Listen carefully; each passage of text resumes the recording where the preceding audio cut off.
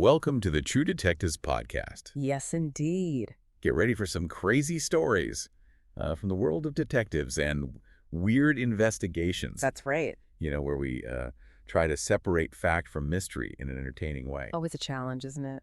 It is. And this investigation, titled Requiem, presents a truly unique scenario. Oh, yeah. A detective seemingly receiving guidance from his murdered partner to solve a string of disappearances. Now, that's a premise I haven't heard before. What's the setup like? Well, we've got excerpts, you see, Okay. narrated from the perspective of Walker, the deceased partner. Right.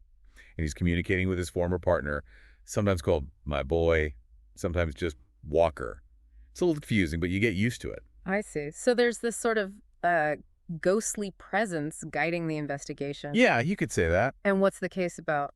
Well, the core of this investigation is a series of vanished women. Vanished. Like, no trace. Right.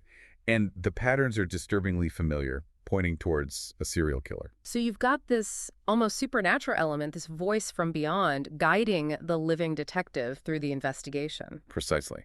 And it's not just about solving the crime, but also about the evolving dynamic between these two detectives, even with one gone. And Walker's narration, what does that bring to the story? It gives us this eerie insight into the case, like seeing beneath the surface to the subtle indicators of guilt. This spectral guidance leads the detective to a well-respected philanthropist, someone seemingly above suspicion. Classic setup, the pillar of the community, harboring a dark secret. Exactly. And here's where it gets really interesting. When the confession comes, it feels off. Off? How so? It's hard to explain. The source material emphasizes this sense of unease, that something isn't right even with a resolution. Interesting. So this brings up an important point, what actually constitutes justice. Is a confession enough, or are there deeper layers at play? Right.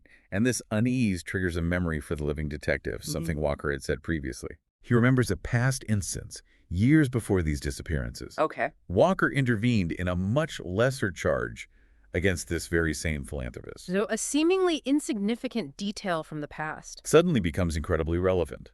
Walker's past action may be intended as a small intervention, a favor even. allowed this person to continue their crimes unchecked. It's a twist, right? The guidance meant to solve the case reveals a past failing with devastating consequences. Heavy stuff. That is heavy. So where does the investigation end? Well, the narrative concludes with Walker's voice fading away. The detective is left with this realization that the answers, and sometimes the problems, lie in our own past actions. Powerful stuff.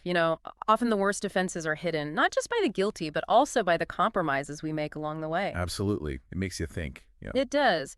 And for our listeners out there, how do you think past choices, even seemingly small ones, ripple through time and impact justice? What happens when the ghosts that guide us also reveal our own culpability in the very darkness we fight against? It's definitely something to consider.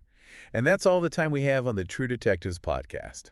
Be sure to rate and follow for more true crime and true detective stories. See you next time. See you then.